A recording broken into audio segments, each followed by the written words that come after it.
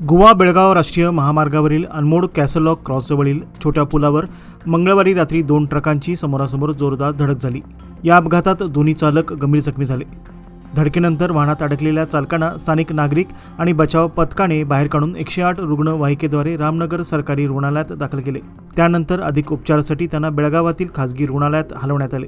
या अपघातात प्रद्युम्न वय 29 राहणार बीडी खानापूर आणि सदाशिव वय 40 राहणार चंदरगी रामदुर्ग हे दोन्ही ट्रक चालक गंभीर जखमी झाले आहेत। पुलावरील खड्डा चुकवण्याच्या प्रयत्नात एका ट्रक चालकाचे नियंत्रण सुटल्याने हा अपघात झाल्याचा प्राथमिक अंदाज असून रामनगर पोलिसांनी गुन्हा नोंदवून पुढील तपास सुरू केला आहे।